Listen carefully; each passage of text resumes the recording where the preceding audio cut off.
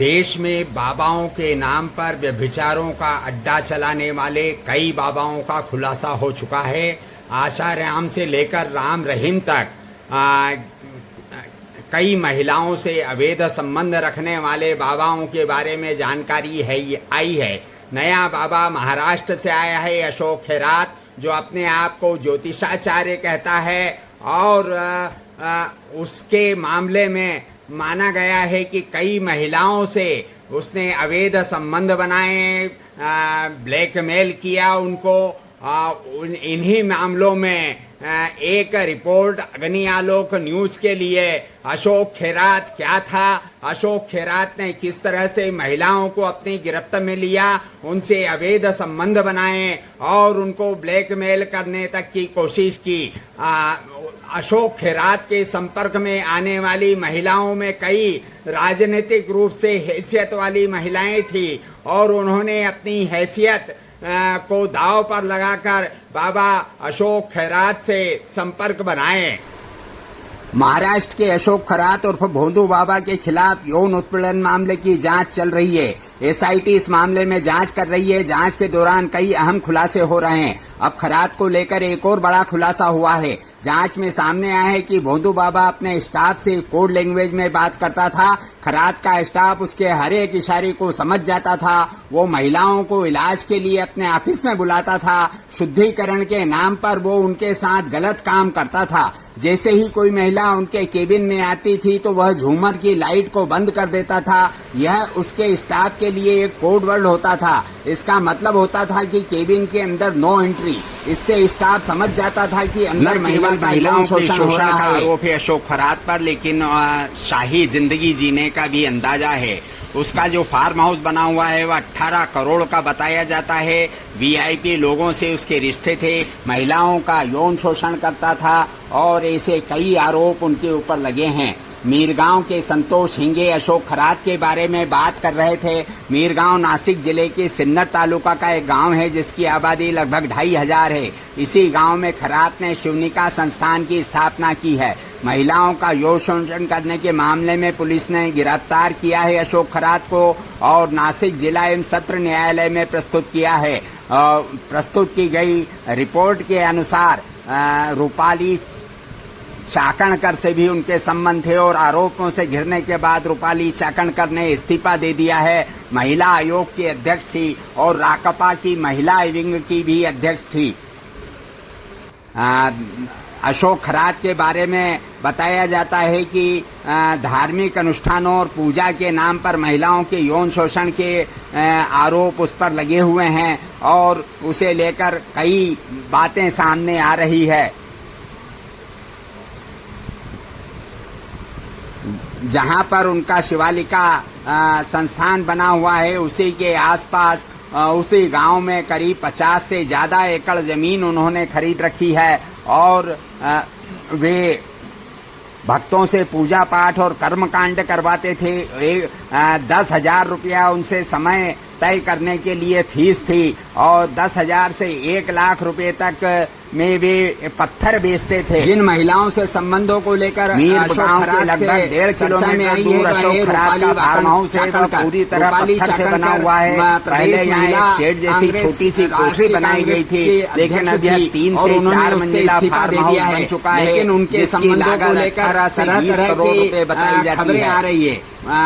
ज्योतिष अशोक खैरात से संपर्क के बाद उनके साथ में महाराष्ट्र सरकार का व्यवहार हुआ है, यह शिवलिका संस्थान के लिए बहुत सारी सुविधाएं दी है। रूपाली चाकणकर ने लिखा है कि खैरात मामले के सामने आने के लिए पहले दिन में इस मामले पर अपना आरोप 48 किलोमीटर दूर मेरा बांध से लेने या किसी निर्णय भी लिया गलत काम से कोई संबंध नहीं है। ने अशोक खैरात के खैरात प्रकरण बाबत देवस्थान के विकास कार्यों मुख्यमंत्री उप मुख्यमंत्री 5 लाख रुपए मंजूर पहले ही बता दिया। 2017 के मामले में यहाँ के काम के लिए 25 लाख रुपए की राशि देने की भी राज्य सरकार ने मंजूरी दी थी। इस तरह से इस राज्य सरकार के और अशोक खैरात के कई संबंध है जो राज्य सरकार द्वारा दी गई सुविधाओं से जग जाहिर होते हैं।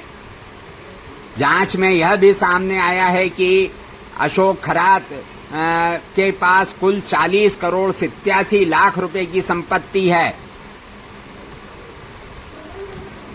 स्थानीय कार्यकर्ताओं का कहना है कि अशोक खरात के भक्तों में क्लास 1 अधिकारी, राजनेता, उद्योगपति और डॉक्टर जैसे हाई प्रोफाइल लोग शामिल थे। अशोक खरात के अपॉइंटमेंट के लिए 10,000 रुपये लगते थे और 2 महीने तक इंतजार करना पड़ता था। अशोक खरात के काम करने का एक खास ढंग दिखाई देता है। जिन महिलाओं से उनके खिलाफ शिकायत दर्ज कराई है, उनका कहना है कि वह उन्हें धमकाते थे और इस बारे में बाहर कहीं भी बात न करने की धमकी देते थे, अन्यथा बुरा करने की धमकी दी जाती थी। प्राथमिक जांच में पुलिस ने जो प्राथमिक जांच की है अशोक खरात के बारे में, उसमें कई गंभीर बातें सामने आई है। अशोक खरात मामले में बोलते हुए मुख्यमंत्री देवेंद्र फडणवीस ने विधानसभा में कहा कि पुलिस की जांच में 8 महिलाओं के 35 वीडियो सामने आए हैं। इन वीडियो में दिखता है कि अशोक खरात के ढोंग और जादू टोना और तंत्र मंत्र का इस्तेमाल करके कई महिलाओं से बलात्कार और अश्लील हरकतें की गई है। पुलिस ने जादू टोना प्रतिबंध कानून के तहत 5 अलग अलग मामले दर्ज किए हैं। इस मामले में आगे की जांच एसआईटी कर रही है। महाराष्ट्र अंधश्रद्धा निर्मूलन समिति का कहना है कि जादू टोना विरोधी कानून का प्रभावी रूप से पालन नहीं हो रहा है। समिति के राज्य कार्यवाहक कृष्णा चाटुंगन कहते हैं कि जादू टोना विरोधी कानून का प्रभावी रूप से पालन नहीं होता है। उस कानून में नियम अभी बने ही नहीं है। इतना ही नहीं, इस कानून के तहत हर पुलिस स्टेशन में एक सतर्कता अधिकारी की नियुक्ति करने को कहा है, लेकिन पुलिस स्टेशन में ऐसे अधिकारी की नियुक्ति नहीं हुई है। महत्वपूर्ण यह है कि इस कानून को लेकर पुलिस के मन में भ्रम है। खरात मामले में आरोपियों की तलाश जारी है और आरोपी की संपत्ति की जानकारी भी जुटाई जा रही है।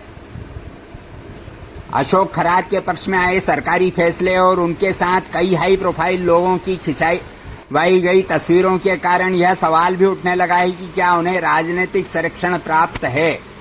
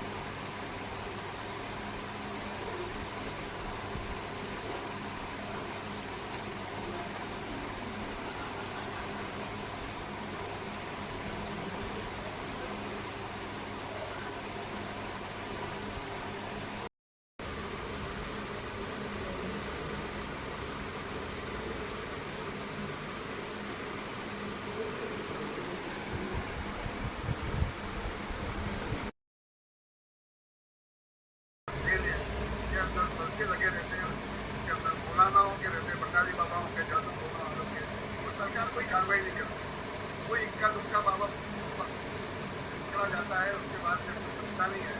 क्योंकि हमारे संविधान ने हमको ये निर्देशन हमको कहा था कि हम समाज को अंधविश्वास और से आज़ाद करेंगे और वैज्ञानिक दृष्टि समाज में विकसित करने की कोशिश करेंगे। कोई राजनीतिक दल इसमें कोशिश करता हुआ दिखता नहीं है। यहाँ तक कि मैंने समाजवादी पार्टी के साथ में दोस्ती आंदोलन के साथ में जुड़ा हूँ।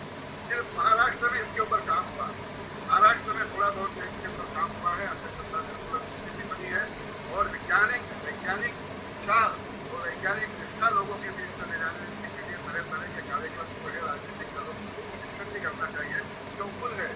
हम सिर्फ जो मोरी